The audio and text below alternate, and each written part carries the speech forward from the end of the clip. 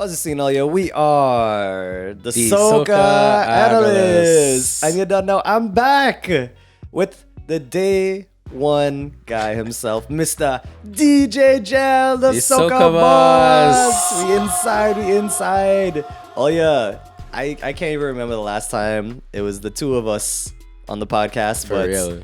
JEL could tell you that we have plenty of people coming up to us like, yo, when you and Rich doing the podcast again, what's going on? When is it happening? Yeah. So JEL, welcome to New York. JEL brought the nice weather with him, so you know, from Florida. So we're excited, but we're gonna be talking about a lot of stuff, a lot of great things. Just really just talking shit about Soca, all the stuff that we've observed in the industry. JEL's gonna give us some insights of what it's been like in his touring life. And we're gonna hear a little bit more about that, the traveling Soca DJ, and so just lock in. It's gonna be vibes. It's gonna be a lot of fun. We're gonna keep it real as always. So let we Pull up. The Soca Analyst. Caribbean culture to the world. Alright, so do we still do the chairs and stuff? No, you don't have to. If you want to do it. Just for I old mean, time's it's a sake. Fuck it, party. let's do it. Alright. Sure, ready? Cheers. We drinking white oak. JEL, show them. Because This is not a paid announcement, yeah? yeah. But we are drinking white. So. It's funny because in the last podcast episode when it was me, Savannah, and Ash, we were actually saying we're like, yo, one day we still gonna get that White Oak sponsorship. It's coming, And I think now, like maybe 5-6 years later after doing the first episode, I think we're actually now more poised in a position to be able to actually ask them. So Angostura, again, as we do in every episode, we drink in white toe, pink grapefruit. Brought this all the way from Trinidad and Tobago, from PRCO. And we have this and maybe about like 5 more bottles. Yeah. 5 more The other stash flavors. is real. But I have a White coconut, watermelon, and the original, of course. Yeah. And they even brought out like a 200-year bottle to celebrate. Oh snap! Yeah, I did see the something about design that. ones. Yeah, man. You see that's the thing you gotta love about like White Oak and just Trinidadian culture in general. But it's just what you always gotta find the fun ways to celebrate, man. What Yeah. better way to celebrate than with rum, But yeah, man. I'm so for those of you guys who don't know, me and JEL haven't been able to link in New York to record a podcast for a while. It's good. It's kind of good though. It's growth, right? Yeah, So, 100%. Rich has picked up with his videography business. Yeah. Me DJing and touring, and it's just been a lot. It's been It's a been lot. good, but Yeah. it's just been a lot. Yeah, and also the biggest challenge is like also being in different locations. And at one point we had experimented, and I was like thinking of doing the whole remote thing, but I just realized it's just easier if we're just able to like even though we don't see each other often, if we're able to just sit down and just record it like old school. I just find it's like such a much better experience, man. But Sure. bro, I'm just also fucking getting old, bro, because I'm like, yo, this is the first like fettin' weekend that I did. Okay, speak for yourself. Eh? I Yeah, haven't right. reached Yeah, 30 yet. man. Ole. It is this guy's job to fet.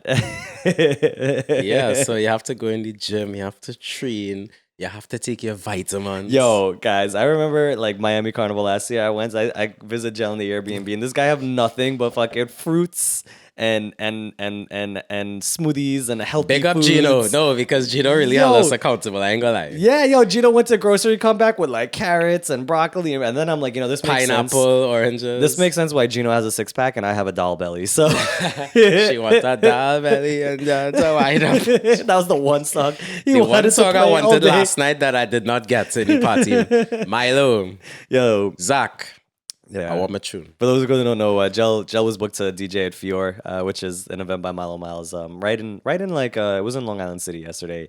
A nice brunch event, I get to eat my belly full. Yeah. They got the chefs too. I went only for the party part because I went to Elevate at 4 a.m. the night before, so I was already like, and then I went and bought a bottle of Oakley, so I was like, oh man. So, Yeah, Rich trying to drink like he's 21 again. yo, literally, it's like I'm like 30 trying to act 20. What am I doing? This is the only weekend like this year I've done this. So, but yeah. How'd you make up for Carnival then? Well, I didn't go to Carnival this Yes, 2023. you did. You went in the season. And when I say went to the Carnival, season, yeah. I'm talking about from Box. So- For Trinis, so believe from it or Boxing not, Day too. That's actually like a very important distinction to make because I feel like the vast majority of people who are not Trinis, especially like Guyanese people here in Queens, like I don't think people are able to actually make that differentiation a lot because people kept telling me in Savannah, oh, like, how was Carnival? And we kept having to say, like, oh, we didn't go for Carnival. We went for Soca Weekend, which was like a different thing. But it is, in the season. So just to clarify for like you guys that don't know, right? There's like the week of Carnival itself, the festival, the parade and everything. And playing mass. And playing mass, which happens like usually like around like February, but it can kind of change depending on Ash Wednesday. But really the season starts, I guess, what would you say, like from ending of December? Yeah, or so beginning January? After Christmas. So right after Christmas. December 26th of December, Boxing Day is when our Carnival season starts. Yeah. If you want to get more technical, I mean, band launching is as early as July. So we start planning from July until a Carnival. No, 100%. Yeah. Yeah, that took me a while to realize because I think when people hear Carnival, they just think of it as just like one big ass thing. But in reality, it's a whole, there's a whole month before the actual, main festivity kicks off. And really and truly, that's kind of the end of the season, actually, where most people fly in to experience. It's really like after that, that's I mean, there's a few veterans that will fly in every other week or for pan semis. Or for that's some different. of the important fest, like you said, like Soca Weekend. But really, Carnival Tuesday, that's really supposed to be the end of the Fed season. Like Ash Wednesday is pretty much supposed to be the end, right? Yeah. But and again, I have my own opinion on this, but like I don't really know how I feel about like events happening like after I don't know how I feel about events happening after Ash Wednesday because I kind of feel like Tuesday night, you cross the stage, everybody's in their costumes, everybody's hugging and crying, or at least they're supposed to be. I'll get more into that later. But I kind of, feel like, that should really kind of be the end of it. And I kind of feel like when you have events and more fests and stuff post that Tuesday and that Ash Wednesday, it kind of, I find, diminishes the whole, like, the sweetness of the Carnival, of that, like, being the final thing that was kind of like traditional in pastime where, that marked the end of the season. So for me personally, after that, Ash Wednesday is over, I don't really like to go to events and stuff like that. If I have friends that are doing event, like close friends, and they're like, yo, I'm doing my own event, can you come out and support? I'll be like, yeah, okay, no problem. But I feel like there really shouldn't be main events after Carnival Tuesday. I just find like it should be Carnival Tuesday. That's the end. And like, there's a reason that that's the end, and it has been that way. And that's supposed to be the final celebratory thing. And we should kind of respect that the season is over and be ready now to like plan for the next year, But I was just curious to kind of like get your thoughts on that, because I know there's a lot more to it than just that. Of course, I see both sides of it, because from a religious perspective, because you have to remember Carnival is really birthed out of... It's tied. Catholicism, right? Yeah. So we do all this, all these things for our pre-Lenten festival, because Lent is the period in which you go and fast. Well, for Catholics in Trinidad, fast, right? Yeah. Because obviously there's Hindus, Muslims, and people that have no religion in Trinidad. Specifically Catholic or just Christian in general? I would say more Catholics. Christians do observe, but it's really a heavily Catholic thing, Roman Catholic thing. Yeah. But I understand both sides, because from a religious perspective, there really shouldn't be any celebrations after Ash Wednesday. Yeah. But Trinis. Yeah, you left a fat, bro. And when you have your little tabanka on Tuesday, oh my God, I have a Carnival tabanka. I need another fete. There are people who now, for example, although I say Carnival really begins Boxing Day, some people don't fete until their friends and family come into the country as well, right? Yeah. So a lot of people wait until their sister, their brother, their aunt, their school friend from a long time who live in London, they wait till they come in the country to go and fete. And most times, as you said, foreigners, when they come to Trinidad, they usually come the last 2 weeks or even a week before Carnival, before Carnival Monday and Tuesday, right? Mm-hmm. So I kind of understand where they're coming from, because they want to spend more time with them. Trinis love to lime and party, and we don't need an excuse to lime and party. So if we could do it after Ash Wednesday, we would. And we are. I mean, people do. Because, look at Tribe Last Jam. Yeah. That's like one of the biggest parties, I think, after the season. But after Ash Wednesday, that keeps... So the Saturday right after Ash Wednesday is when Last Jam is, and it's held in the stadium. Yeah. And they still have trucks, and you're going around. So it's kind of like another Carnival experience when you think about it. I see, like, I feel that, but like, I guess the way I look at it is like, we already had like the main Carnival experience on the road, which to me it is like a very sacred thing, because it is a tradition and it is a ritual. And I just kind of look at it where I'm like, once we have that, I just feel like anything after that, like it's almost like not really paying respect to the legacy of mass. And it's kind of like trying to create this other thing to like capitalize on a market for like there's like purely like, monetary Capitalistic reasons. Yeah. You know what I mean? So, and you can't really stop people from doing that. I get it, because if there's a demand, there's going to be a supply. If people want a fet after Carnival, if that market is there. Look at how much people were in the stadium for last jam this year. That's what I'm saying. Look at how much people go to Tobago. Tobago is supposed to be the cooldown after Trinidad Carnival, right? Yeah. So people fly across to Tobago, 15-minute flight, and they're still partying. Yeah. So the thing is that there is a demand in the market, although I get tradition and especially respecting religion. Yeah. The problem is that if we're not holding each other accountable, it will correct. continue to happen. Because right? in truth, no, but you can't force anybody to do that. It needs to be a cultural consensus that everybody respects, right? A perfect example is like, people go to Japan and they're like, yo, why are the streets so clean? Right? It's not just because like littering is like illegal and it's against the law, but it's also that there's a cultural understanding amongst all the people where they're like, yeah, no, like we're not gonna do that. Right? And it's pride in one's country as well. Yeah, exactly. So that's just kind of my take on like, like doing fets and stuff like after, Ash Wednesday and that Tuesday. Personally, I don't really do it. I just kind of choose to like either, go to Tobago if flights are available, which is like, like they're just never available anymore unless they add more. That is a whole conspiracy. That's a whole other thing. Trust me. Yeah, trust me. I know, bro. This shit is wild. But then like we just use that week to literally just hang out and catch up with friends that we couldn't really get to see because the week is in the season is so crazy. You could go on the beach, go Las Cuevas, Maracas. Yeah. You could go down the islands. Go so Toco. DDI is actually like a big thing that I think we're gonna do when we go next year. It's because that's a vibe. And I was gonna ask you, was the boat ride we did with you and Penny, that really dope boat ride, was that considered a DDI boat ride or is that just a generic boat ride? I mean, we went down the islands. Yeah, that's what I was trying to figure out, because people say like down the islands, but then there's boat rides and then there's down because the you islands. could also stop off and actually go and have a barbecue or fet. There's a small island though right off the coast that people go to as well. I forgot the name of it though. If it's not Monos, it might be Casper Grand. I think it is that one. Yeah. It's like a small island that you could stop off on, and it's mad. It's like no, really no. tiny. There's a few. Yeah, that's why we call it down the islands, because they literally are like chain of islands. And Venezuela has it as well. So there's like with the border here. There's Trinidad side and there's Venezuela side. Got it. That makes sense. Yeah. Because I was thinking about it and I was like, yeah, people always say down the islands. And I'm like, yo, I've been on like multiple boat rides and shit, but none of the ones I've been on ever stopped off on an actual island. We did stop though on an island for a Whatless MC boat ride. Did we? I do it every year, so I can tell it. That was the one that you and Penny were on? Yes. Oh, shit. Are you sure? I just remember Positive, the boat. because you're able to come off. They had food and they had the little raft up thing.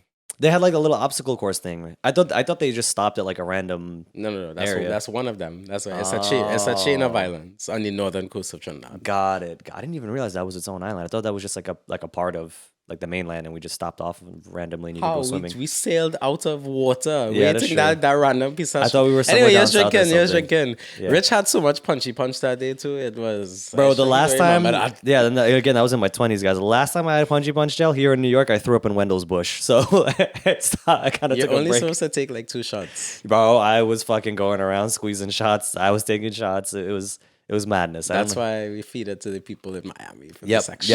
That's very smart. But then it's just so funny that you said that, because people were collapsing on the ground. Because when the truck was like stuck at the gate, people were just chipping. Then all of a sudden they were just like, and then they just collapsed on the ground. Because that's hot sun, that's rum, and that's also not hydrating. Like, it's crazy how much people don't drink water for Carnival. And you know what? To your point, right? Yeah. This year with you, Mom, let me tell you something. We're at the rest stop on Carnival Tuesday. The rest stop, yeah? We just here only because the great thing about Yuma and their rest stop, they still have music. Okay. So big up to Giovanni from DC. He kept us entertained throughout the lunch stop. And then also big up BP Renegades. They played Pan and played all the popular road march contenders. So we were thoroughly entertained while we were eating and resting and thing, right? Anyway, on the loudspeaker, every 5 minutes, we need an ambulance, EMT, somebody collapse. By the time we finished lunch, This is in Trinidad? just in Trinidad, at the rest stop, we were by CIC grounds. Yeah. Oh, Where, wow. Where Soca Brainwash and right, Fats and the Saints keep. So By the time we finished lunch on Tuesday, it had a total of 15 people collapsed in that 2-hour period during lunch. Mm-hmm. Could you imagine that? 15. Yo, that's wild because the first year I played Mass, obviously you were there, 2018, right? I had a time. In Bliss, yeah. In Bliss, yeah. Bliss was still a little different back then. It was on the tail end of kind of how people kind of remember Bliss as a legacy band. But I find, for the most part, people were good, like I didn't really see people pass out. But there was another year where I saw one girl, she drunk as hell running, she fell and she bust her whole nose. You remember that? People they did pass out in Bliss. We just never saw them. So when we were crossing the stage, the Soca drum stage, there are people that do pass out but they're pushed to the side. That's the thing. Yep. If you're not into road management or road logistics, most times you're not supposed to realize it. Yeah. Like the band has such trained professionals. I mean, you see them, especially the security. They will kick people out of the band, cut your wristband if you're giving drinks to someone who's not a Bliss or a Tribe masquerader. And they do a good job at it. But people did pass out. The year we played Mass together, the 2 years we played Mass together, people passed out. That's wild. Telling you. That's wild, yeah.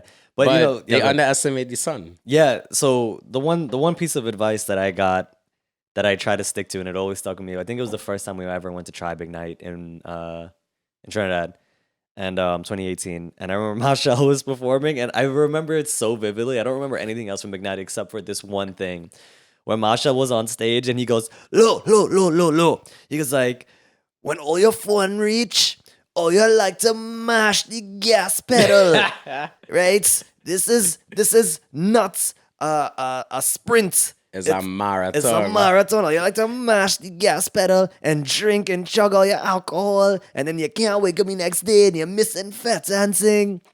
And I was like, yo, the words that stuck in my head was just mash the gas pedal. So anytime I'm drinking at a party and if I'm like chugging too much, I just hear Marshall's voice in my head going, "Rich, don't mash the gas pedal."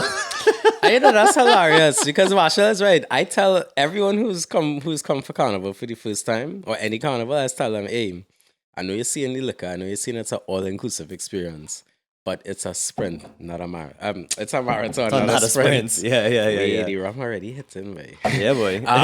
Right. So the thing is that I know, especially for those coming from the States or coming from Canada, they automatically think, "Oh my God, all this unlimited rum," but they're not rationalizing the fact that shit will catch up to you.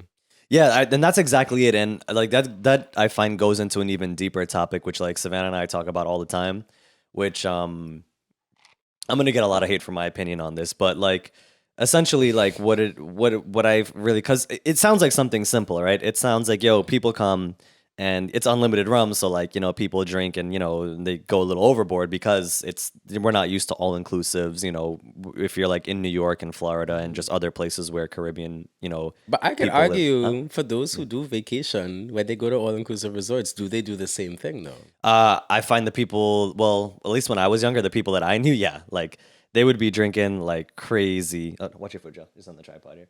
Yeah, I find that they would like when I was younger and people used to do all inclusives, yeah. And I think back on like Uber Soca Cruise when like the first year they made it all inclusive and I went. Package, yeah. Yo, bro, when the staff were like all Filipinos, obviously. They were like, yo, like where are these people from? Like they were like asking me like, where are you guys all from? And they were like from the Caribbean, and they're like, we never seen people drink like this. Like this is madness.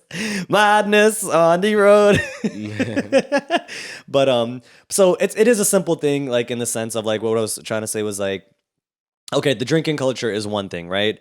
I find that people who go to Trinidad Carnival that go really hardcore with the drinking, not all of them, but a good majority of them, kind of have, I find, this warped mentality of like what experiencing Carnival really is. And I find that, there are a lot of people, especially like in Queens, I would say, Brooklyn too, and other places, but I because I live in Queens, I see it a lot more of Caribbean people that live in the community don't really understand like what Carnival culture truly is. They only see it as something where you get drunk, you listen to this one genre of music, and you go and you try to like wine on as many girls as you can, and to the point where sometimes it crosses the line in terms of like do women actually feel safe in these events? You know what I mean? And it's like this weird entitlement. And I feel like they just have this very warped perspective of what carnival culture really is. I think they see it more so for all the superficial aspects, the drinking, the partying, and, you know, just like trying to... Because that's what's marketed to them. So I get it. I agree with that. I get it. But I'm also like, what I find it really is, and there are people who feel it and see it for its true essence, which I think you get it, I get it, like me and Savannah get it, and a lot of my close friends get it, which is like when we go to fetes, right? Our biggest prerogative isn't really ever to like get as drunk as we possibly can and to go and, you know, fucking go try to jam on everything and everyone and, you know, feel like that's what I need to do. You know what I mean? In like a predatory way, because that's how it comes across in a lot of the scenes, especially in New York. I find like when I go to these events, I go specifically and like when I hear soca music and when I see my close friends and when I'm able to like be around a circle of people that I know I care about and I know they care about me, and to feel that safety and that love, like that to me really is the embodiment of what carnival culture is. And I feel like that's not something that a lot of people here specifically really comprehend. I think a lot of people see it for the most superficial things of like, yo, we in the party, we're gonna buy bottles. If somebody step on my shoe, like we throwing hands. It's just it fucks up the whole scene. You know what I mean? And I get kind of mad because like they bring that same mentality to Trinidad and stuff when they come to party. And that's why like going for January, I genuinely felt that like the vibes in January, because I was mostly with local Trinidadians who very much are on the same type of thinking and appreciation for the culture that, you know, I have, where I felt so welcomed and I felt so safe and I felt like, you know, I was in a party with all these strangers, but somehow I felt like they were genuinely like all family. Like, they bump into somebody, hey, bro, no problem. Come on, let's take a drink. All right, cool. I don't even know this person. You know, random people would come to Savannah. Oh, my God, you're so beautiful. Oh, like Rich, you know, great job, whatever, blah, blah, blah. And then, you know, I go to other events like here in New York or some of the other states, and it's just like people are just fucking like mean mugging all the time, and people just watching you and everybody's fucking judging everybody. And I just find like the party culture, you know, outside of the Caribbean islands themselves it's, for a lack of a better word, bro, it's really toxic.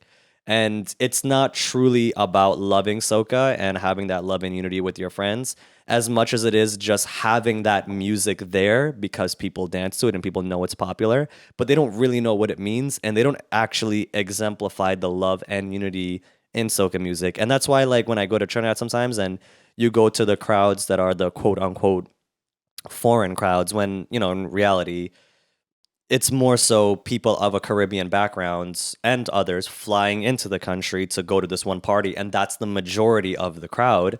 And they all go to the same events. So you get this same vibe. Like there are parties that I used to go to where I used to feel the love and energy, and it was a healthy mix of like local Trinidadians and foreigners. And you got that vibe, bro. You got that vibe. Everybody was like, yo, I feel it. I feel what carnival is about. I feel the love. I feel the culture. And now, like, you know, as recently going to Trinidad, even like for last year and going to some of those same events, it's just that whole energy has changed. And I do think it's something that we need to talk about more because I think that it's kind of split in terms of the experience. You now have like a foreign experience for carnival, and then you have like a local, more authentic experience, and now you have to like look to find authentic experiences. I'll even argue outside of the foreigners. I think there's a commercial experience that's catered to both locals and foreigners, because I'll say this. I personally think in the Caribbean, we're not teaching our nationals about carnival. I think even in Trinidad and Tobago, people don't know why we celebrate carnival. Some people do think that it's about drinking rum and winding up on a girl. And it's not about, you know, the fact that this is tied to our emancipation of slavery and the things that we fought for and freedom and liberation. Those things are rarely discussed. And I think that we're kind of going in the wrong direction. So I do agree with you to that point, but I don't think it's solely an American thing, right? Okay. You may say that it's a mentality that's being brought, but I also think we're not teaching it or passing it down either. So with the exception of Grenada, them yo, culturally they do everything right. Bro, Greens is just different, bro. I can't speak too much on it because I haven't been. But for the rest of the region, yeah. I am concerned though, because the same frustrations that you're bringing up is actually a topic of discussion right now in St. Vincent, Trinidad, Barbados, and even Dominica. Like women, especially when it comes to consent and whining, that's a big thing right now. Yeah, and I mean, we see that in other things, like in terms of, like, look at some of the other carnivals that happen in non-Caribbean island places, like Labor Day, Notting Hill, this, that, where, like, people genuinely, like, don't feel safe, you know? They still get a big turnout, don't get me wrong, you know what I mean? But... Yeah, but if a woman decides to refuse a dance, it sometimes gets violent. Yeah, and it gets, like, real violent, and, like, that happens, too, just, like, even in events here in New York. And here's the thing, it's, like, it's not to knock any of the promoters and my fellow DJ friends that I know in the industry, but in my opinion, things that happen here, bro, are not... They're really not, like, fetes in the sense of what we know fet to be. Because I truly find you don't really know what a quote-unquote fet experience is until you go to until you go to a country of origin, like in my case specifically Trinidad, and you know, in Jel's case a lot Trinidad and a lot of the other islands. But you know, fet is a very, very Trinidadian thing too, right? Yeah, because I've argued with promoters here in New York and in Florida and in DC about, for me, at least in my opinion, a fet is not a fet if it's indoors. That's such a simple thing for me. Yeah. Everyone will say, Jel, well, they being so technical. No. For me, a fet is outdoors. If you're having an event that's indoors, it's a party. Yeah, like Savannah, like she was the first one to ever like open my mind to that when she told me, she's like, Rich, like, you know, I know you've been going to carnival and stuff, but she told me, she was like, these things that happen here in New York and other states where we try to do Caribbean events and we brand them as fets, like they're not fets, they're limes. It's just a bunch of people come together and the only commonality amongst everybody is they listen to soca and they drink. But that's not what a true fet experience is. You know, a fet experience is so much more than that. Like if I were to think about, okay, how do I define a fet experience? And I know for everyone it's going to be different. When I think of fet experience, I think of like my experience at like Soca Weekend is a good one to use because it's a nice big outdoor event. That's one, right? It's a cooler event. So you literally bring your own cooler. And it's a wet fet. And it's a wet fet. And for those of you guys who don't know what that is, they literally have people, you know, with fire hoses or water hoses that spray you down when the sun comes up. So a fet experience for me is like, you can't really put it all into words, but it's essentially, I can only try to paint a picture for you. Like imagine you get to the event, the sun isn't up yet, it's 3 a.m, you're standing in line, you know, you get your wristbands, your cups, you roll your cooler in, and music is pumping hard, nice and loud to really get you into it, wake you up, right? And the music in itself is an experience that starts a little groovy and builds you up to this ultimate moment. And for Soca, that ultimate moment is the sun comes up. And this specific year, Taja did perform DNA. And as he's performing DNA, the sun is slowly rising and they launch massive fireworks into the sky that just leave you in awe. And it's just this experience where you just feel connected like so much to everyone around you. And there's no hostility. Like you feel zero hostility. You just feel like euphoria. And you feel the love, you feel soca music, you feel the energy of everyone around you, and you party and you dance and you have a great time, you know, and it's an unforgettable experience. Like that, to me, that is a fet experience.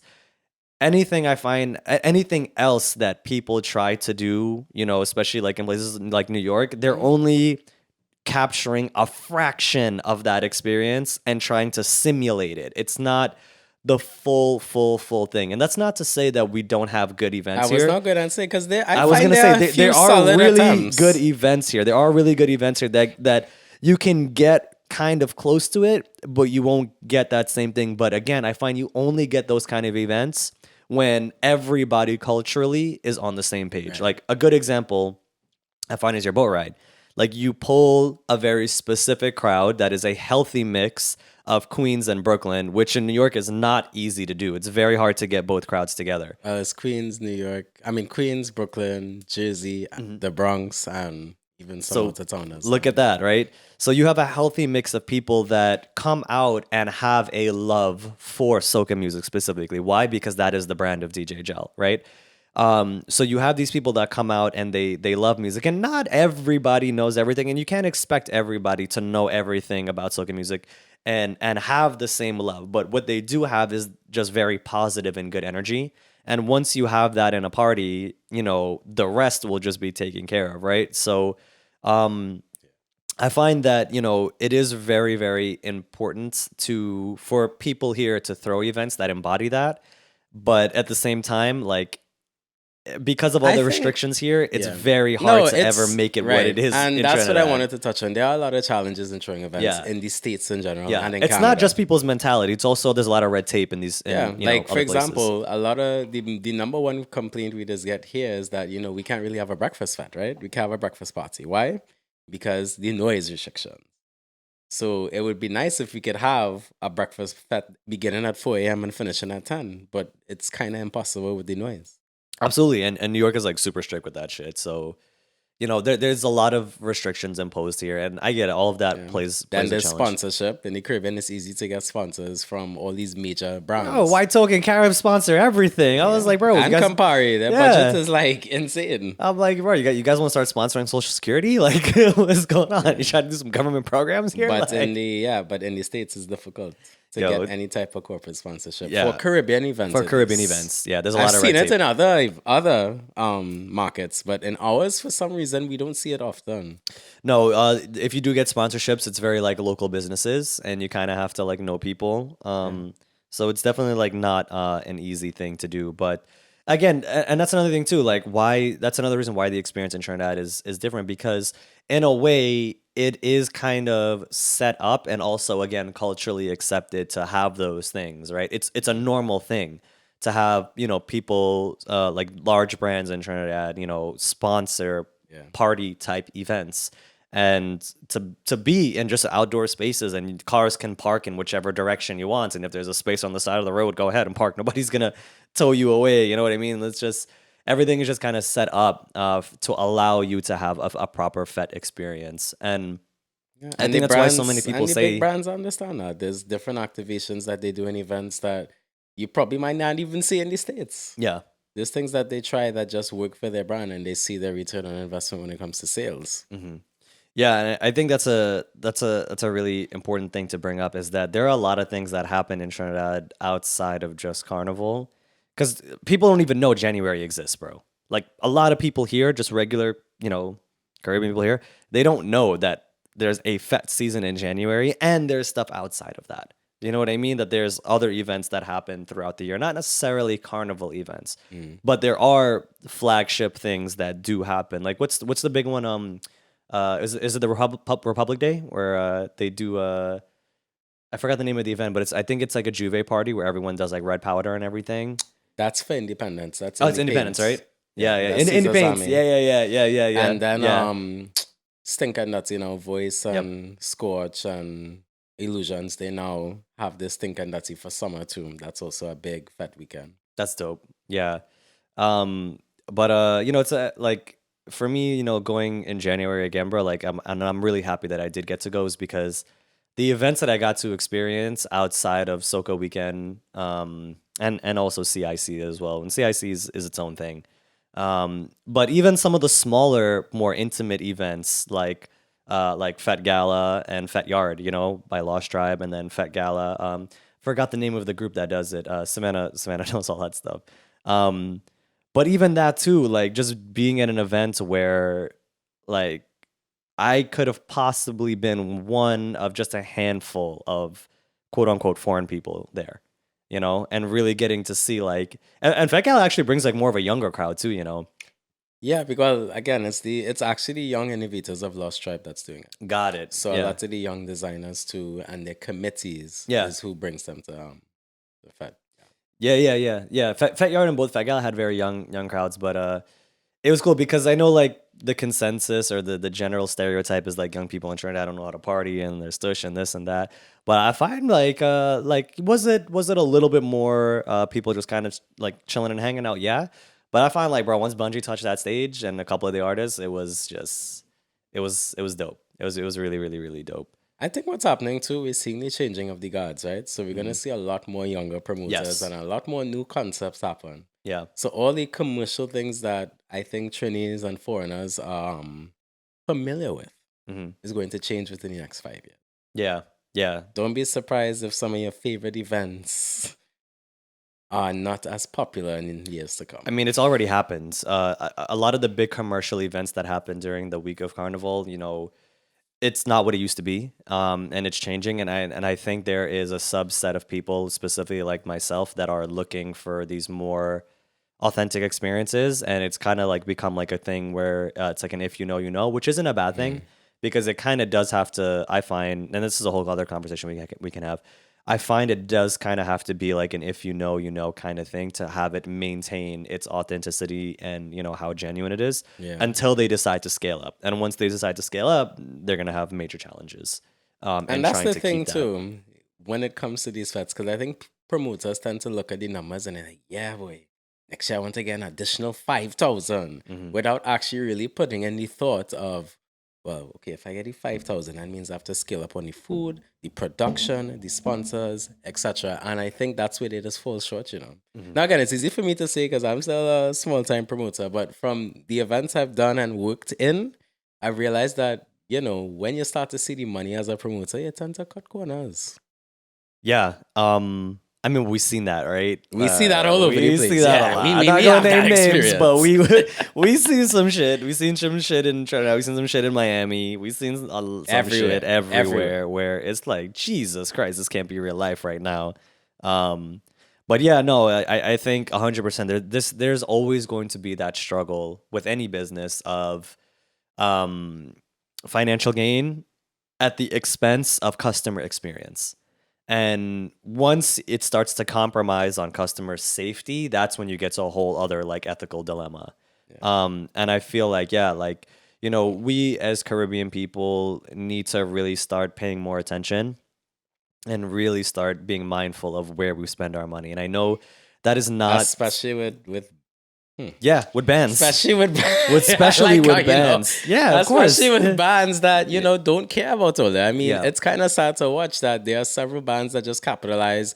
They don't care about your skin color. They don't care about your skin color, your size.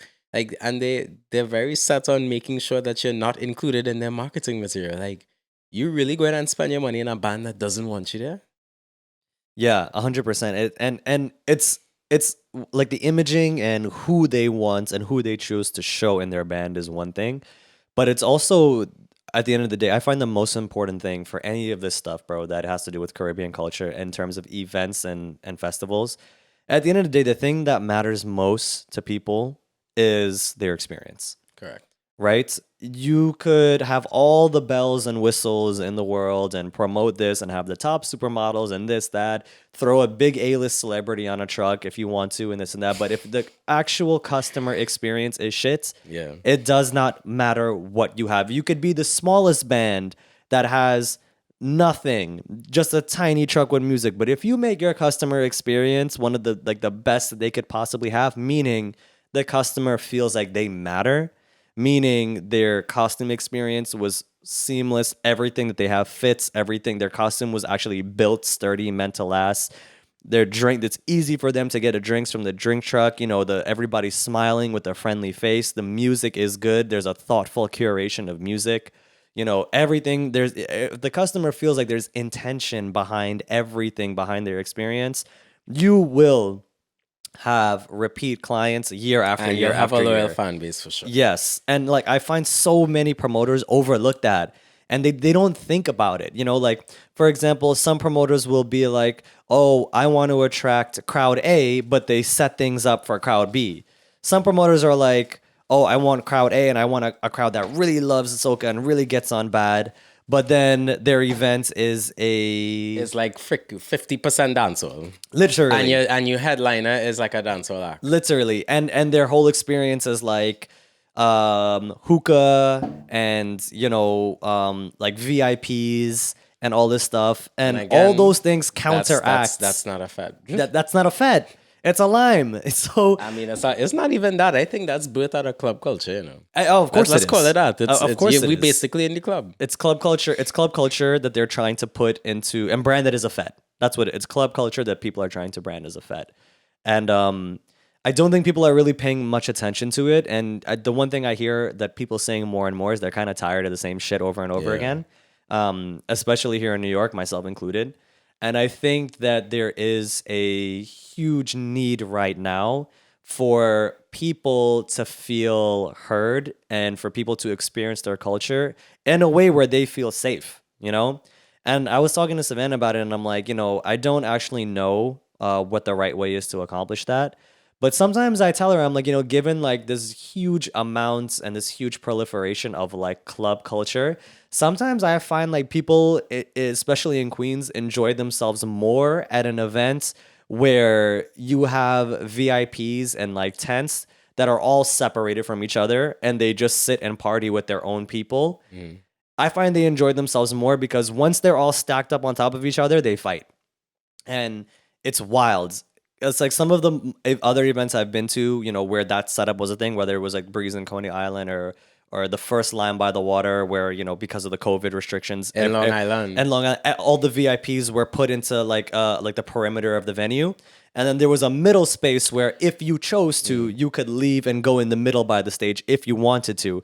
Most people kind of stayed and partied with their own people, which is fine. And you left out one important thing because this was in Couva. They were 6 feet apart. The cabanas. Yes. But even when Breeze was in Coney, I mean, Breeze didn't have any Coney restrictions, but they still had. That's how they had their setup with the VIP. And Breeze that year was bananas, bro. People say it was a really, really good event. And then I think about it too, and I'm like, damn, like I get it. Like I see that what people in Queens actually want, which they don't voice, is they actually don't actually want to all be together, like in close proximities, like with each other, because it's not about love and unity and being around people. It's about being with your core and your group and buying bottles and showing off. And I'm not gonna judge it if that's what they want. That's fine. Well, again, but I think back to club culture, right? They want club exactly culture. What it is. They want club culture, which makes sense because in Queens you had, especially at a period in time, you had some of the most prolific clubs. Yeah, Maracas, and it makes Mazzy, sense, which is now Kiss. Yep. And it makes sense because how else Elevate. do people here experience Caribbean culture? It's only really in the clubs. And that says a lot about us, as people, and where do we go to find our culture? We go to like clubs, which is not, if you ask me, in my opinion, a lot of fun, but not the best place to go to learn about culture and learn about soca music. You know what I mean? And I think that's why I love Pagua Parade, specifically the Sings After Party. Because, like, that is probably one of the closest things that I get to like that. And I would say Pan in New York City. Those two events are like, the Panyas. Yes, those two things that I experienced were like one of the few events that I've done so far where I felt like, okay, this is a vibe kind of similar to how I feel when I'm like down in the islands and stuff, But again, it goes back to who's passing down everything, right? Yeah. Because Pagua is a tradition that has been here since a lot of the people from Guyana and Trinidad came to Queens to pass down, right? Yeah. Same with Pan. Because Panorama competitions would happen around Labor Day weekend in New York City anyway. But what else? Like, where else? I mean, we have maybe 1 or 2 rum shops. Yeah. But as to your point, everyone's going to the clubs to learn everything. And I think that's a really important point because I feel like in Trinidad and Guyana and these islands, people don't go to places specifically to learn about their culture or feel their culture or experience their culture. Their culture just exists around them 24/7. Whereas like here in New York, like if you want to experience something, you have to like go somewhere. I would say, before. Now, especially, I mean, anyone who's watching from Trinidad and Tobago, I find we're getting more Americanized. Yes, I do see that. I do see that. Starbucks popping up all over the place. We forget how to party. We're getting more thirsty, watching what people have on. And I find like even our taste is more foreign taste now. We don't really value what we have locally. And I think that's a really good point, right? Because there is this thing where Trinidadian culture is always going to be influenced by American culture. And the way that we are influenced by Caribbean music from Trinidad, I find like there is kind of this very interesting like feedback loop of like cultures between like America, Trinidad, and the rest of the diaspora, wherever you may be. Yeah, because a lot of the music that passes through Trinidad ends up getting big in the rest of the Caribbean. Yeah. Like I've watched there's data to back this, by the way. I'm not saying this based on biasness. I'm saying this based on the data. When a tune hits number in the top 10 in Trinidad on the Apple or Spotify, or whatever, you start to see that shift throughout the Caribbean. With the exception of Jamaica. Jamaica, no one will. Yeah. The rest of the English speaking Caribbean, from Guyana to the Bahamas, you start to see that. And if we're there pushing this American or Western agenda, then that goes to show how much or how little we value our culture, right? Well, and that brings up like the next important point, right? Which I know we were talking about last night. We were devouring Hot Pot. Big up to Heidelberg Hot Pot, my favorite place. Yo.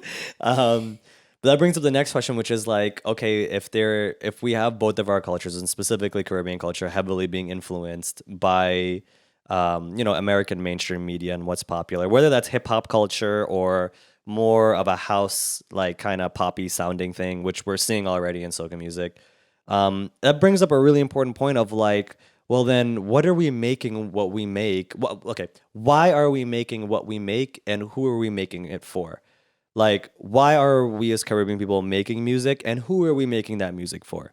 Are we really making it for our own Caribbean people to celebrate the carnival culture and the festival? Or are we making music for the rest of the world?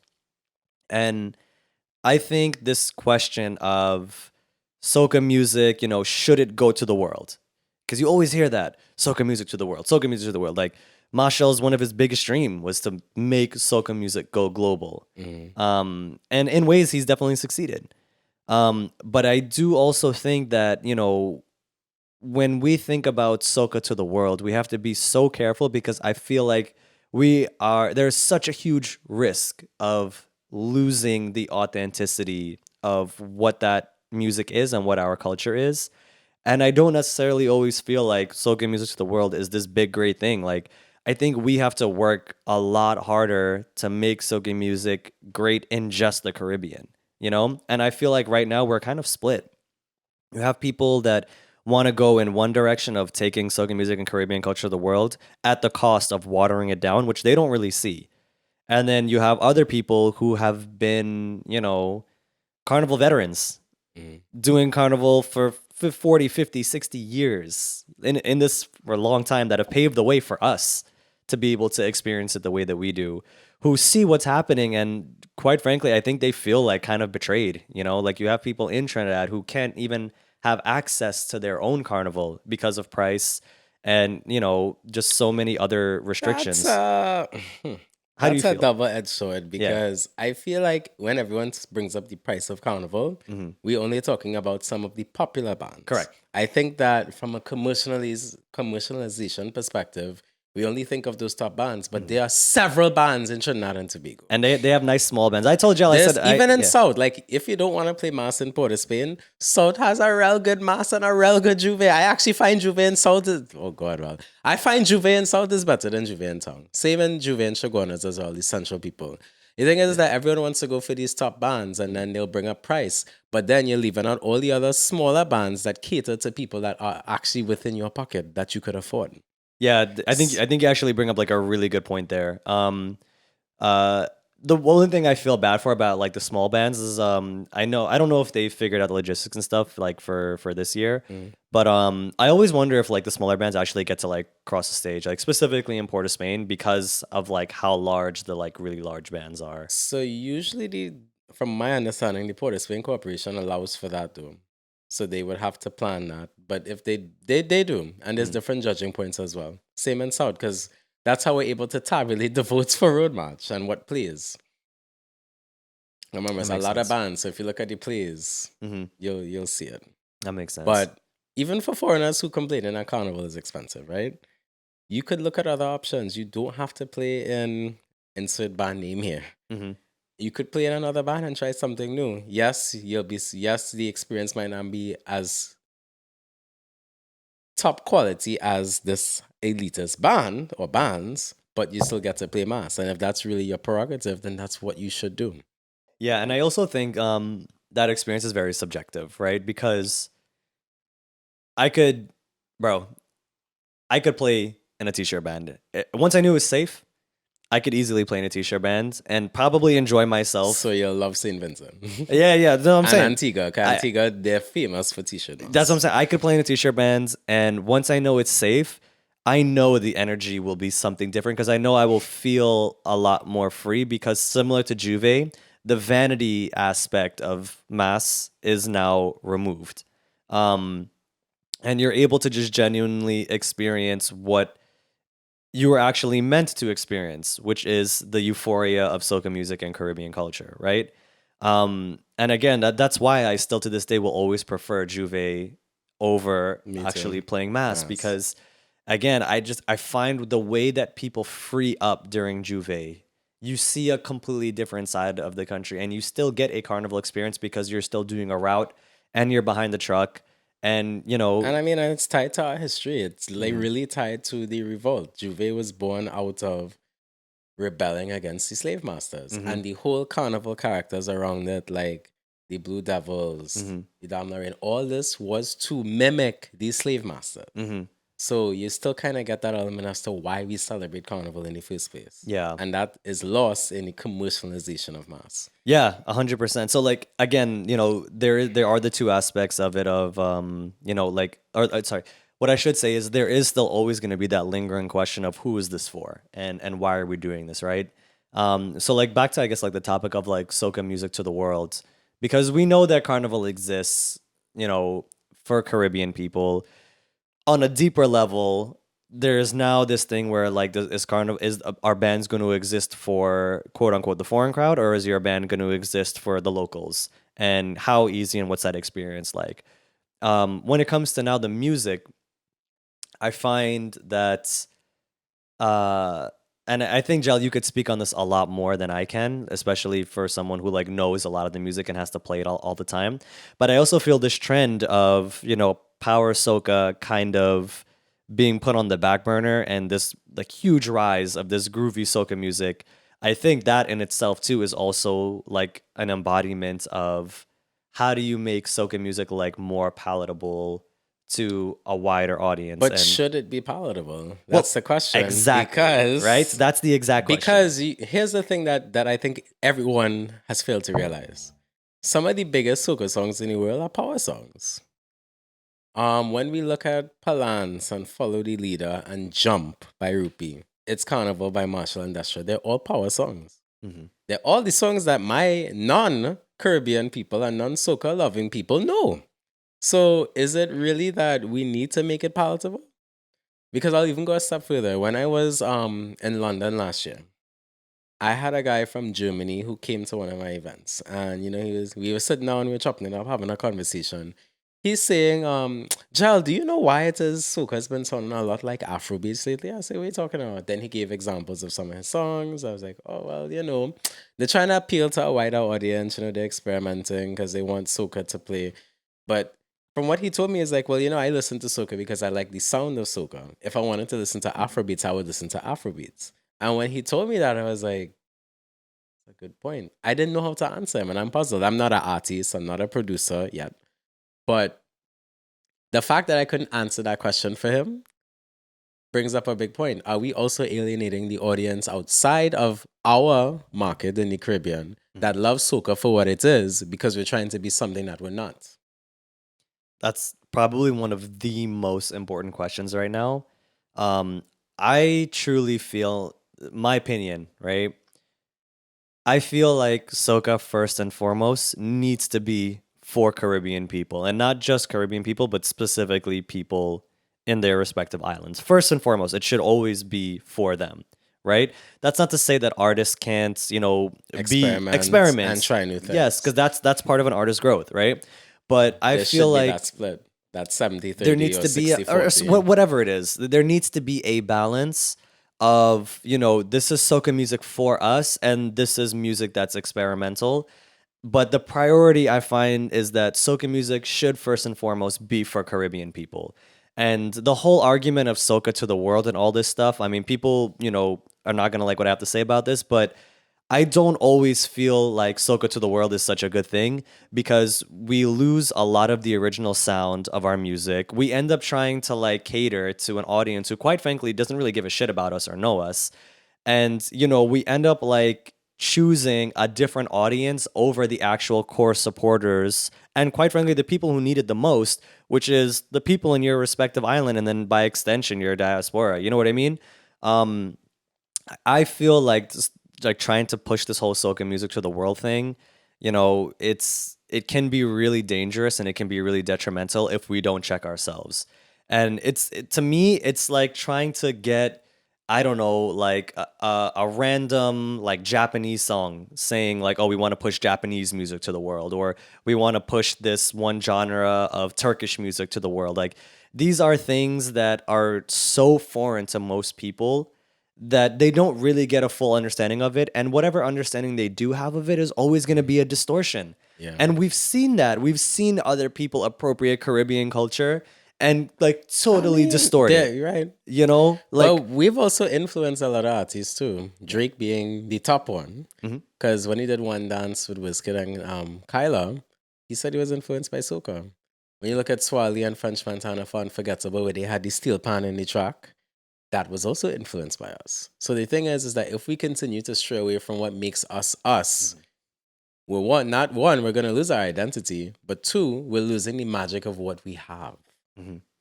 yeah, 100%.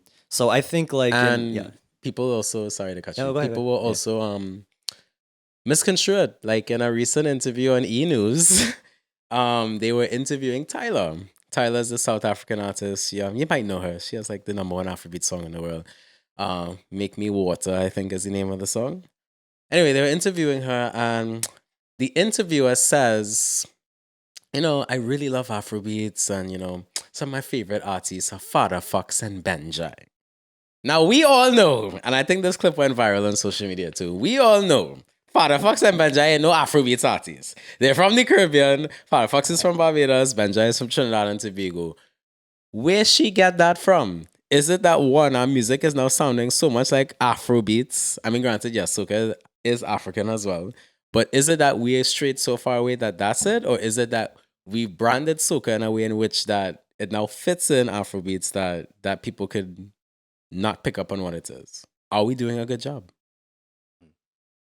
Because we're saying soca to the world, but I think one of the biggest challenges we have, and I know people are going to also disagree with me on this, is that it's tied to carnival. If we really want soca to grow, especially for our listening audience in the region, it has to live outside of carnival. I mean, I know that's like always something we talk about a lot, right? Which is like soca music not, you know, being tied to a season and being a thing all year round. Which I agree with. I mean, I personally, like, I get kind of annoyed where it's like when Carnival is over that I have to listen to the same mixes to the same music over and over again. And I have to keep doing that until, you know, maybe Grenada comes out with music or St. Lucia or Vinci. And I mean, it's fine. I can wait. But at the same time, I'm also like, bro, I just really feel like Trinidadian artists are too talented, bro, to only make music just for Carnival. Because I know they have it in them to make music for Carnival and outside of that, you know? And the way that music is going, as we've seen already with, like, again, club culture kind of being the rise and true mass culture kind of, you know, changing and morphing in some ways, in a lot of ways actually being diminished. Soca artists actually have more flexibility now to make music that people resonate with. And I think we've seen it in the music. Like, you know, I feel like Kessa's album is a perfect example of what's the direction that soca music is heading towards. And that's not to say that that's a bad album, because personally I love Man with No Door a lot. Yeah, it's a listening album. It's a listening album. It's not for you to go to prime up before you're fat. It's a listening album. Yes. And I think that we need more of that in soca too, because yes, it's great to have the fat music. We're not saying nothing wrong with fat and carnival, but there's a lot of other topics that can be explored in soca that have been explored actually, like love, relationships, consciousness, storytelling, and we need more of that. Not everything has to be a jump and weave. So like my whole thing with like specifically like the Man with No Door album is that I absolutely love the album from top to bottom. But again, I found myself asking myself the same question again. which was, I know that Kes is the top soca artist. Who is he making this album for? And why is it sounding this way that it's supposed to sound? Which is more of like almost like it's still soca, but it has more of that like that tropical house kind of feel to it. Where I guess what they call it is like this modern calypso or modern soca kind of sound. You can kind of call it whatever you want. They call it, it's new calypso. It's new calypso, really something like that. Not even from Cass. It's Tano and Jimmy October. And Jimmy October, and also Calpi. And Calpi, yes. Yes. And I understand what he's trying to do with it, but I also was thinking about it too, and I'm like, man, Cass is one of the biggest soca artists. He is at the same level as Marshall Montano and the other veterans that we have in the industry. His core fan base, people that love him the most at the end of the day, are going to be Trinidadians, bro. Trinidadians in his home island love Kes the most, right? And Red man could do no wrong. Yeah, but I think about like it, and I just worry sometimes that, with Kes trying to appeal more to a global market with this album, I just really don't want him to lose the essence of the people that loved and supported him the most over the years. Because in my opinion, they should really be the priority of Kes the band. But I also understand on the flip side, there's a limit to how much you can grow. There's a limit to how much you can really grow in just Trinidad and Tobago and the Caribbean and the diaspora. And I get it that if you are an artist with a lot of ambition and you really want to go global for yourself and your brand, I think you have to accept that your music is going to have to change. Your image is going to have to change. And arguably, that's going to very much impact your own identity as an artist, because now you're going to have to make yourself more palatable to an audience that, quite frankly, doesn't really know what Caribbean culture is. And now you're trying to like water down sometimes even the vulgarity, quote unquote, of what outsiders call us. They try to water that down in the music to appeal to this other market.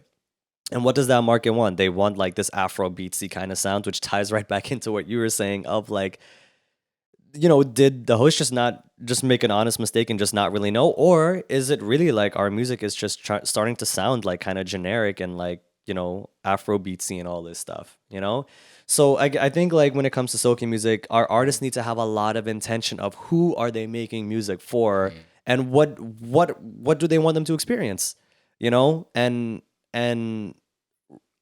do they really see this for Caribbean people, or do they see it for the world? But I could also go a step further, because I just realized too, Cass didn't really start out in soca.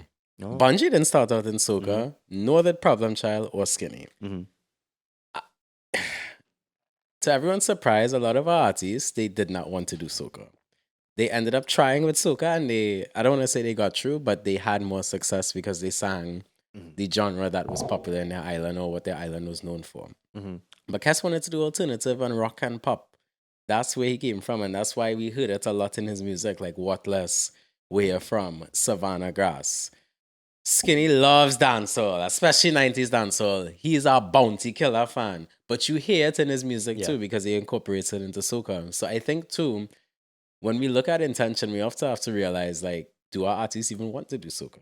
They probably do want to fuse these other things because that's a part of them. Same with Nyla as well. We know Nyla made a whole trap album that we don't really talk about. But I think too, for them and for a lot of the artists coming up in the Caribbean now, and DJs, soca's not cool. I think me and Travis talk about this all the time, Travis World. When we really look at the next generation of soca talent, whether it's DJs, writers, producers, singers, they don't find the genre to be cool. So the next step is like,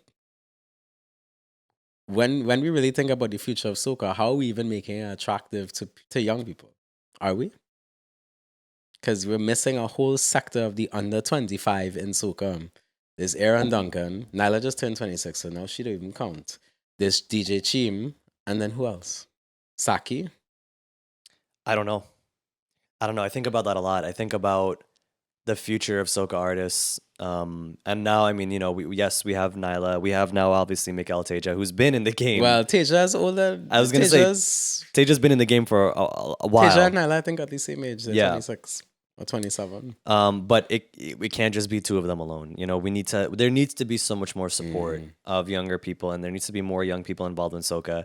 And I mean, you could probably shed a little bit more insight as to why you feel younger people don't want to be in it. Do you feel like it's because like Trinidad music, just for whatever reason, it's just more popular, or No, or it's what the is barrier it? to entry. So it's the fight though. It's the fact that I could tomorrow, if I decide I want to be a dancehall DJ or a dancehall artist, the market, one, is bigger, and then two, there's less fight down. In soca, there's all these gatekeepers and all these people regulating things that really are stunting the growth of other young talent. And in order for a genre to be successful, it's as successful as the young talent that you have. In Afrobeats, there's a young artist coming up every day. Dancehall, forget about it. I learned about 5 new dancehall artists last week that I never knew existed before. But I can't say the same for soca. I can't even list 10.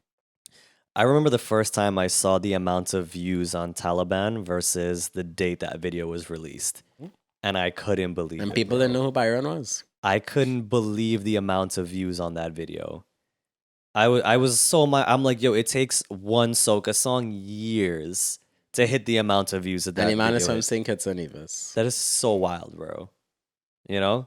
It's so wild. And I'm not fighting it down because, believe it or not, one of the coolest things I heard during Trinidad Carnival season, like, was when I was at Pan on the Greens. One of the Pan bands did a cover of Taliban on Pan, and I was like, bro, this sounds magnificent. Pan on the Greens. When should you know that? Pan on the Greens was during Soca Weekend. Ah, okay. Yeah. It's like a pan yard cooler fete thing where it's like a clash between 3 different pan bands, and then it Oh mixes no, pan and DJ. you're talking about Iron Oh, Park. yep, yeah, my bad, I made a mistake. Yeah, I'm now Hold on, saying hold on. Pan on the Rewind, Greens everybody. is very different. Rewind. One of the coolest experiences that I heard while I was there in January was at Iron Park, and they did their own rendition of Taliban on Pan. It was the first time I ever heard dancehall on Pan, and I was just absolutely mind blown, bro. I was mind blown, for real. I mean, me being someone who loves soca music, I'm always going to be biased to loving soca music more than dancehall, but that doesn't mean that I don't respect dancehall as a genre. And for me, the most respect for me will always be towards 90s dancehall. I think everybody will always agree that's the golden era. But I also do have respect for like a lot of the younger artists too. Even though I am not the biggest fan, I don't avidly listen. I can listen to Taliban and be like, yo, this is actually like a very solid song. I see why it's popular. I see why people like it. Is it 100% for me? No, but I still 100% respect it, you know? But I think a lot of the points you just touched on in the sense of the barrier to entry and how easy it is to be a dancehall artist, and kind of how easy it is to kind of blow up too. Like it actually is kind of mind-blowing when you think about it. And soca music, bro, I love this genre as a music, but there's a difference between soca music as a genre and soca music as an industry. Because right now, as an industry, I truly feel like we're failing. We're failing in every sense because everything is so political, to the point where, like, let's boil it down to one of the most important things: revenue. Right? Who gets most of the money in soca? 95% of the revenue in soca literally goes to promoters. Then it's artists. And then the remaining people like myself who are vendors, whether you are videographers, engineers, and even the other people behind the music, writers, that kind of stuff. The rest of us are just fighting for scraps. And that's why, you know, when people ask me like, Rich, you know, why don't you do more carnival stuff? Why don't you travel and do, you know, more video coverage for carnivals or this and that, or, you know, and I tell them, I'm like, honestly, soca is cool. I do it because I love it, but there's no money in soca specifically for me. You have to kind of be a bit of an anomaly to actually be able to make money full time from soca.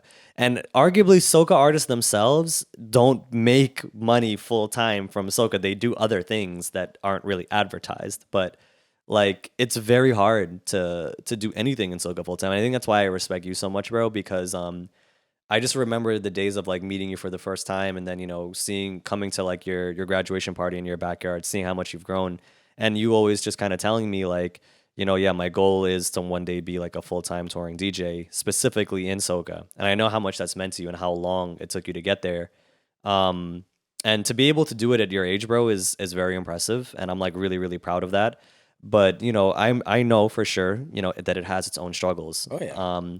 And there's a lot of shit that you have to deal with in terms of politics, and there's a lot of people who literally for whatever reason, whether they feel threatened or whether they feel like their grasp in the industry is kind of slipping, people are ruthless in this industry, and people are very cutthroat in this. Yeah. I mean, entertainment on a whole, but ours is on steroids. It's interesting because if you know the right people and people like you, you can kind of get by, which is a thing in its own because it's not really, it's sometimes talent in itself isn't what is the determining factor of your success.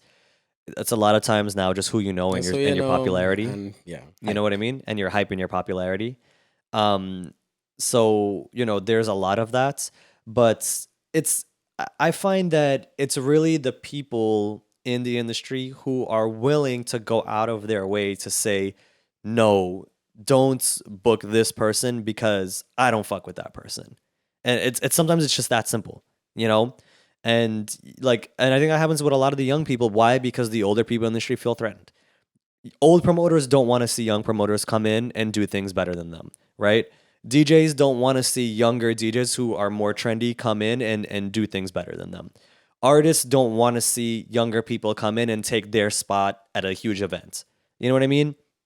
It's this very, very, very, very, very crab in a barrel mentality. And I think the big issue is because the industry is so small, it's very easy for someone to just make one simple call and be like, all right, cool. Yeah, no, we're not booking this person. We're not going to make sure this person doesn't get to perform. We're going to do all these things. Oh, and by the way, if you do want to do these things, you got to give me a piece. You know what I mean?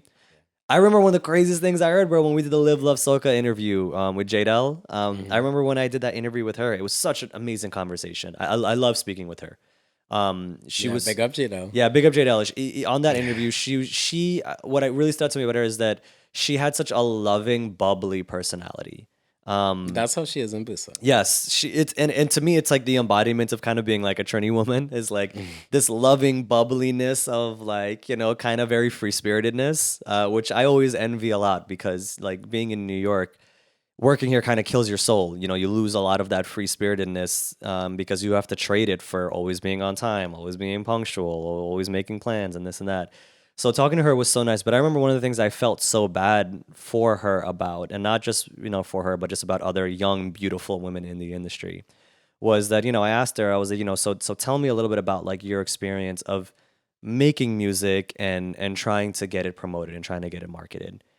And I was just thinking, she's going to tell me, yeah, well, Rich, I make the music, we do marketing and this and that. She told me she makes the music and then she sends it out to DJs and to radio professionals, and they message her back and are like, oh, like, I'll put your song on play if you like go on a date with me. And I was like, I paused right there, right, immediately, because for her, it was just so nonchalant, right? And I was like, I didn't say it at the time. I wish I did, but I wanted to be like, yo, JEL, wait a minute. For you to get your song played, these like thirsty ass men telling you, yo, they need to take you on a date and like what? Like imagine if like guys, that had to be a thing for guys where it was like, yo, if you want to send your song out, you got to go on a date with some crusty ass person at some restaurant, some weird ass place that you don't want to be with. And then I really thought about it more and more. Why are there no younger female artists? And I'm like, yo, look at the bullshit that they got to deal with. Yeah. And they have to work 15 times as hard as male artists because it's about looks, because Trinidad ain't easy. They just look at looks. Yep. They just look at watching bumsy size. Yeah. Their talent, if they could sing, if their voice sounding good. So they have a lot more things than men would face in the industry. Yeah, 100%. And you see it too, right? You see it. It's just a lot of bullshit that younger female artists have to deal with. And I think that's why I still do have like a lot of respect for all the female artists like Nadia, Patrice, Nyla especially. Nyla, just side topic. Best performer at the UBS Arena show the other day. Best. I'm so proud of her because I've watched like just, a lot of people who are fans, we've watched her blossom. We've watched her kind of go in a different direction and kind of take a step back from like the traditional soca. And then we've kind of watched her, in my opinion, what I feel like kind of find her way again and just really, really just get to the next level of herself as an artist. And I'm just so grateful for her to be in the industry. And yeah, again, like all the other female artists that we have, because so let's be real, soca music would not be soca music without them. Yeah. Like, what would soca music be without the sound of Nadia? She has such a unique sound. What would it be without Patrice? Yeah. Like, what? Like, people really don't actually think about it of like what soca music would be without our female artists. Yeah. And I think they truly are the gems of soca music. A lot of people don't like really understand it, but like there would arguably not be Machel in the sense of how we know Machel without Destra. You know? Patsy. And Patsy. Patsy was an HD band. Yeah. Would Machel still be a Machel Montano? Yes, but in a different way. But also look at the hits that they made together. Yeah. Yeah. Oh, wow. We crossed 2 hours already. No, we have 1 hour and 16 minutes-ish. Oh, so far? So far, yeah. Okay, cool. Yeah. So, yeah, man, nah, it is, there's a lot. There's a lot that needs to change in the industry. I think this consolidation of power amongst promoters is really a big issue. Because consolidation. Yeah, it is. 'Cause that is what it is. It's a monopoly of power with a few handful of promoters, especially with, in Trinidad is one thing, but especially in the States. And I think one of the big power plays they have is artist visas. And I think that's not something that a lot of people talk about because there are promoters who will hold soca artist visas ransom if they don't comply in whatever way possible. And that could be a number of things. It could be something as simple as price. Oh, you're too expensive. Well, if you don't perform at my show for this amount of money, you ain't getting your visa, which means you can't perform at all the other shows. Or, all right, fine, I'll pay you to perform, but you can't perform at other shows during this whole thing. You have to be exclusive to my event. And a lot of people don't know that, but a lot of that goes on. A lot of that goes on for soca artists that like we don't even know about. And it's really wild when you think about it. Like here in New York, we just see soca artists come and we're just so like, oh my God, blah, blah, blah. Like, but we don't actually think about a lot of things that go on behind the scenes. A lot of things that go on. A lot of shady shit that goes on behind the scenes. You ever wonder why some of your favorite artists and DJs are not on shows? It's because. Yeah, literally. You like, how many times I used to wonder, like, yo, why isn't this artist here? Even when I go to Trinidad, I'm like, yo, why this artist has amazing songs? Like, why is this person not performing? This artist and the promoter fall out, or they watch him the wrong way, and that's it. That's it. It's not even their talent; it's petty things. And Savannah and I have this conversation a lot, which is okay when the private sector starts to fail soca artists and fail the industry because of politics, political red tape, greed, this, that. Savannah and I, were really thinking about it, and she was the one that convinced me to take the stance. Was like, it really there should be so much more that the government of Trinidad and Tobago does to put on events and invest in it with a proper production and pay the artists their money because they have the money to pay them. So they do have things, but again, it's I know they have in the government to have the contract, right? I've been to they launched some of the carnival and things that Pan Trinbago does, things that National Carnival Commission does, which is NCC. Mm-hmm. But again, it comes back to who. Then there's also the corruption in the Caribbean that we have to factor in as well. And it's not just limited to Trinidad and Tobago. Like I know St. Vincent has this problem. Barbados somewhat has an issue.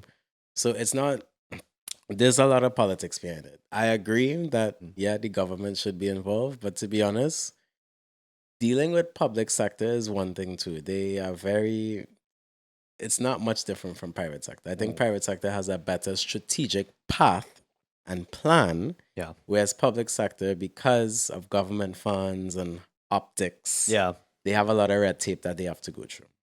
Yeah, I don't know. I get a little disappointed when, it's okay. For example, Savannah and I went to a free event, right? Which was done by like the Ministry of Tourism. And that was what Trinidad did? It was they did it in January. I forgot the name of the event, but Savannah will know more. It's like in the Savannah where they have it's like they have all the local businesses come and they like set up tents and stuff. And the Carnival Village. Yeah, Carnival Village, exactly. So very cool concept. And I'm super grateful they did it.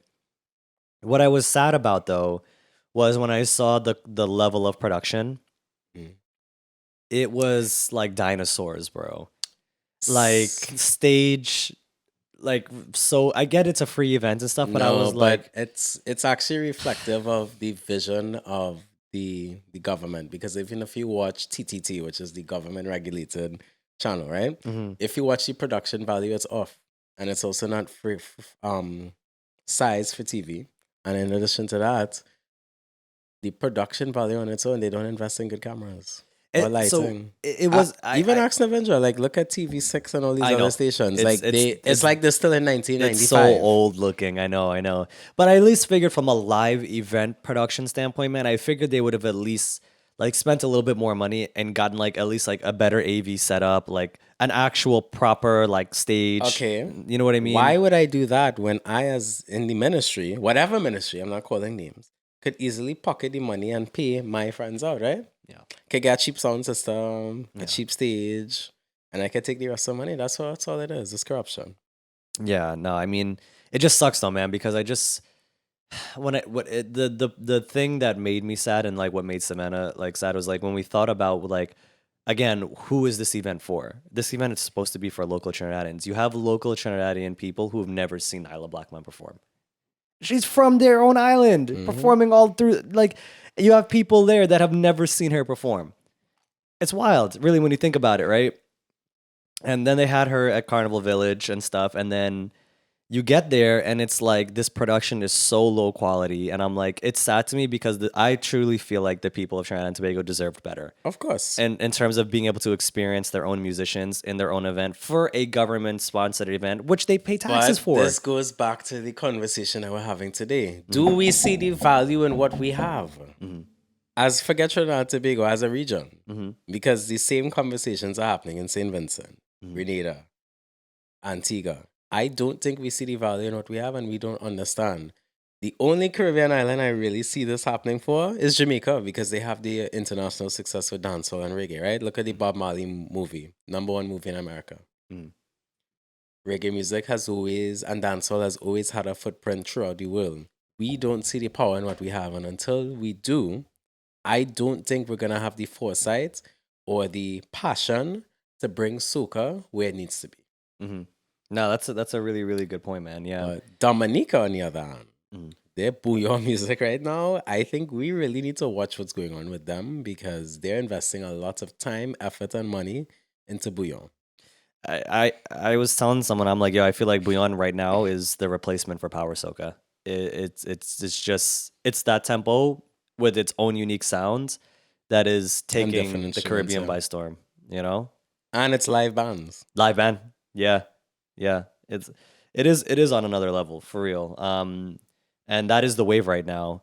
We'll see. I hope it lasts. We'll see how long it lasts, because we kind of saw this wave with like Denry segments back in 2018, and it didn't necessarily last, and that has its own issues. But I think Bouillon and the people behind it, there is a big fan base behind it, and we're starting to see like even a lot of Trinidadian soca artists, or sorry, soca producers, looking at that sound and trying to find ways to also incorporate it. But it is really interesting. It is really interesting to see. I think that what's gonna happen is that it's going to continue to rise in its popularity. And it will kind of serve this space for that upper, higher tempo music that power soca used to kind of be.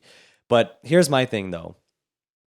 And JEL, I think you should correct me if I'm wrong, but like, is some of the music that we hear that has more of like the vulgar like lyrics and stuff like that considered bouillon music? Yeah, so there's a segment in Dominica in the bouillon called Nasty Business. Okay. So the artists like Ridge, Suki, I think his name is Guada, if I'm not mistaken. I could be wrong.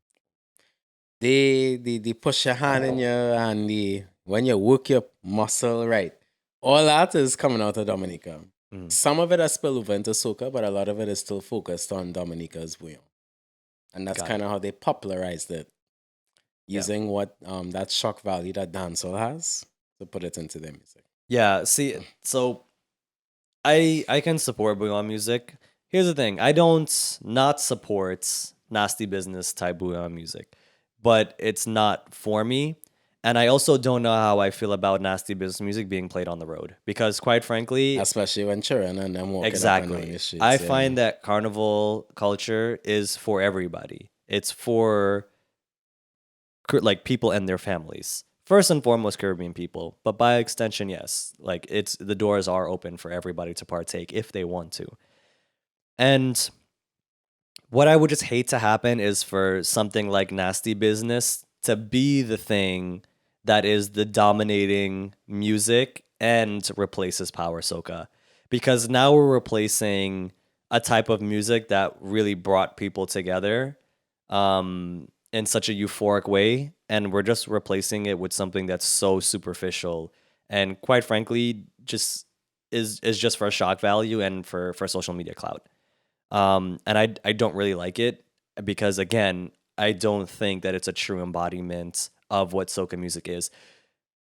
Am I saying that music should not be played, period? No. But I think it has its own place and I think it has its own time. You know what I mean? You want to play nasty business in the club setting? Cool, go for it.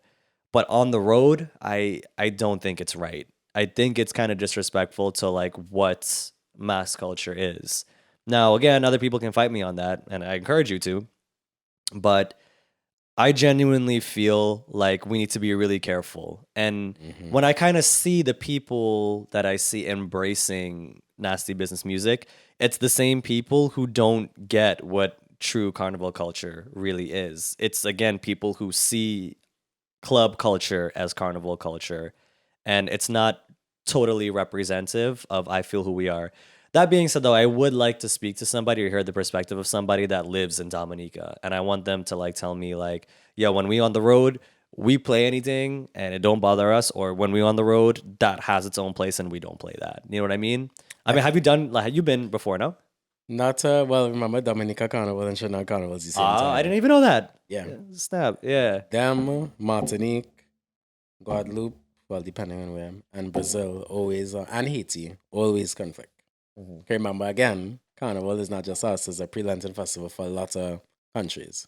But the compromise they made in Dominica, to my understanding, and we could get a Dominican on the show, that's easy. The clean version. Yeah. So okay, it does play, but it's the clean version. Or the bands, because what Dominica does have, they'll have a lot of the live bands come, like the Signal Band, they'll come and play. And they'll play it, and then they will know how to filter out the nasty words or the curse words.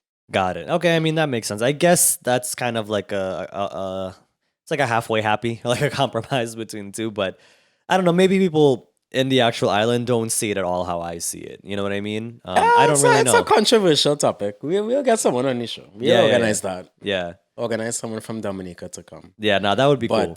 But it's controversial in the region because bouillon is not just popular in Dominica. It's now a thing of the islands. Like a lot of countries listen to bouillon now, and that's the conversation they're having. Because Grenada and Vinci in particular has sampled bouillon over the last 3 years. Yeah, and again, I don't think like I don't have anything against nasty business itself. I just don't want to see nasty business become the thing that replaces power soca, specifically, you know, the power soca that we know. Yeah. Because I don't think that's the rightful place for it. I think it has its place, but it's not that place. But the way that it's going, it's like that's what is so popular right now, and it's like what people want to hear, and it's what they all take phone videos of and all this stuff, and it's really wild, bro. When I think about it, that you'll get more phone videos from, you know, Work Ya versus something like Savannah Grass. Yeah. You know, like it just goes to show, like, again, like what, like, as you were saying, like what do we value? You know, slackness. Yeah, but I'm like, if you want slackness, there's dance hall. You know what I mean? Like, well, why are we allowing slackness in soca? Right. I don't get it. It's also exactly. But what are we popularizing? Maybe that's what the crowd wants. Maybe, and we're attracting the wrong crowd. Yeah, but then now it's like you have to, and that's again what promoters here say they want to create is events where it's soca only, but then you get there and it's not.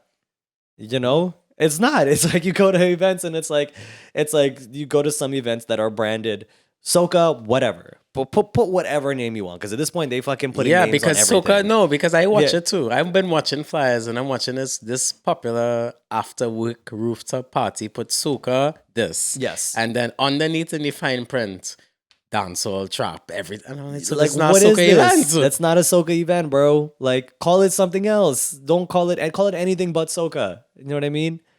Oh man, I don't know. I just get kind of pissed. I get mad because I can't call these names. I just get pissed, bro, because I'm like, what the fuck am I spending my hard-earned money to come to an event, right? And I'm expecting soca music, and you here playing fucking garbage. Like, this is not what I came here for. We could go a step further. Imagine a lot of our foreign friends spending $3,000-4,000 US to go to another carnival in the Caribbean that is also not playing Denry segment or Bashment Soca or any other or Jab. Mm-hmm. And you're hearing hip hop and dancehall and trap in their respective countries. It's mind blowing to me, bro. I don't know. I get real fed up because I find for me to be able to have the experience that I want to have, which used to be a normal fucking experience, like years ago, I can't get that experience anymore. I can't have an authentic Caribbean experience anymore. This is the commercialization, and it's also us not holding people accountable. Promoters in this case. Yeah. But I don't. There's promoters, DJs, everyone. Our whole industry needs to be held accountable in order for us to move forward. And I think that in these other genres, especially in Afrobeats, there's a regulatory committee. You know, we may not know who they are, but even with the artists that just come out of nowhere, they have been researching, planning, plotting before they even hit the stage. They have to come up with their names, their marketing strategy, the reasoning behind their names, their song concepts. And we don't really have this regulatory board in soca, but it exists in other industries. Mm-hmm. Think about that. Yeah. And I guess it comes to the same thing, right? Is like, even if we create that regulatory board, who's going to hold who accountable? Because the industry is too small. Like, everybody knows everybody and they don't want to ruffle feathers. Or if they are going to ruffle feathers, they're going to do it in a way where it's like to their benefit. You know what I mean? But then again, why? Because again, I keep seeing dancehall and reggae. They have had the most success. Why are they able to have all this and we can't come together to do things when, in theory, soca is not just Trinidad and Tobago, it's the entire region. Yeah. Whereas dancehall and reggae, I'll argue, is Jamaica. Yeah, there's Trinidad. And now there's other dancehall popping up from other places, but it's mainly Jamaica. Yeah. In theory, we should be able to figure it out. In theory, but there's idealism and then there's reality, right? And then, I mean, you've seen the reality much more behind the scenes. I've seen it, but I think for you as a DJ, you've seen it a lot more, especially with the quote unquote the soca mafia. And you can talk as little or as much as you want to about that. But yeah, I mean, long story short, even what music gets played in parties, all of that is determined in soca music by people. There are people who thoughtfully and very intentionally do certain things. Because I'll be real with you, bro. Like, we go to Trinidad Carnival, and like, even people who go for their first time and stuff and come back, they all say to me, they're like, yo, like, Trinidad Carnival was cool and stuff like that, but like, I was getting really mad that every DJ plays the same fucking 10 songs. And like, I don't get why it is, because these are people who I know that love soca music, bro, that are actively listening to music. There was no reason this year that Search Party didn't get played. There was no reason that like Dies It didn't get played. There was like Chris Kennedy's song. Like, there was so much good music that did not get played, and there was no reason for it not to get played, because the quality was 100% there. So if there is quality music that is intentionally not being played, then there is a conscious decision by the people playing the fucking music. Yes and no. It's two things. One, yes, I think that the mafia has a hand to play in it. Mm-hmm. Yeah. I think too, it's also laziness. Again, we don't hold people accountable. Mm-hmm. So the thing is, like you said earlier, who have the relationships in the industry? Mm-hmm. You're going to hire someone because you like them, because you mess with them, right? But they might not be a good DJ, or they might not be, let me not say that, they might not be a carnival DJ. Mm-hmm. I think in Trinidad and Tobago, we have a lot of great DJs that could play music, but they're not good for carnival and they're not good for soca. And that's my honest opinion. They don't even like soca. But you know why they're in the parties? they love the money. Mm-hmm. The money you make in soca and for carnival. Yeah. I think that's a really good point, though. I think you should talk a little bit more on that, because that actually, same thing. Savannah was the first one to bring that up to me, is that there is a huge difference between a club DJ and a truck DJ. Mm-hmm. And I saw it like firsthand for myself when I played in Queens Park Cricket Club, their Juve band, and they had a DJ on the truck. Amazing DJ. Like, he mixed really, really well. DJ Sin, Cin. And I go on the man's Instagram, and he's like, not super popular on Instagram. It's just like a couple photos of him DJing and like his family. Like, it's not like he brands himself as like a full-on DJ, but this guy could play, bro. And he gave us like a truck experience in terms of how he gave us and delivered the music. And I think when people think about, the hype and popular DJs, playing on the trucks with the biggest bands, just because you have the most popular DJ on a truck doesn't mean that you are necessarily going to get the best carnival experience because with them as a DJ, in the club. Right? And I think, JEL, you should talk about what is the difference between a club DJ versus a carnival truck DJ? Well, a club DJ is accustomed to playing for these certain aspects of the club, right? So a lot of them would play within the prime time slots. You get your things to get the buttergirls moving. Shout out to anyone who has a birthday, all that antics, right? When you're playing on a truck, on a road, it's different. There's the point where you take off after lunch or after breakfast. There's that main road where you'll probably have to play a little slower music and then pick up the pace. You get to the heights or the power soca when there's more room for people to move. Mm-hmm. So for those who are accustomed with carnival in Trinidad, you know about Mukarapa Road. That's my favorite stretch. Yep. Because that's when all the wildness starts. That's when the girls have the space to free up and dash out. Then, when you have lunch and you're coming from the rest stop again, some DJs like to make the mistake of playing power soca too early. And then you really need to play slow music because people still digesting their food. They don't want to lead with so much pace. So being a truck DJ or carnival DJ is knowing what to play and when to play it, and also watching the crowd. Because even too, in clubs, people are not, let me not say that. Some DJs are not paying attention to the patrons. Mm. So they might just be on this autopilot of, I know there's a big club song, this is going to hit. But when you're on the road, it has to be interactive. You have to see what people are moving to. You also have to keep in mind the sun is hot. One of the greatest things that I think a DJ can do too is pay attention to when it's raining and pull for water songs. You could pull for Iowa, you could pull for Wet It Up, you could pull for Take a Bid, because you have to adapt to the situation at hand and know. And I think too, at least my secret weapon is being a masquerader as well, because I will come off the truck and see what the masqueraders are listening to, what they want, if they're hot, if they're not hot, if they're having a good time. Like, these are the things that I think as DJs we have to do, because these are the people you're playing for. And unless you're in the mind of the masquerader, you don't know. So I think any DJ who wants to be a truck DJ also has to play mass. Like, you have to know what the masqueraders want. And a lot of DJs don't have that experience.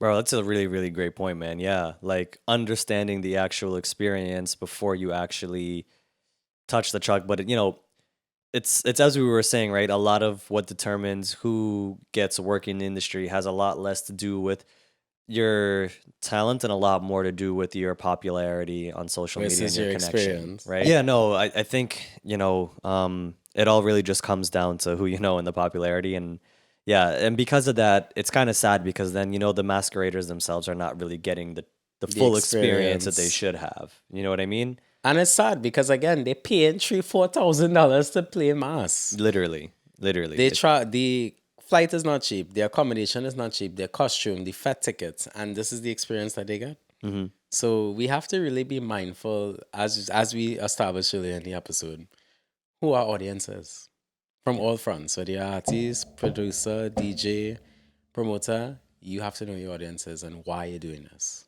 Yeah. Well, that's gonna be, I guess, the main theme of this is like it comes back to those same two questions, like, what are we doing and who are we doing it for? So I just encourage everybody in the street to just ask that question more. And there's a lot to be done.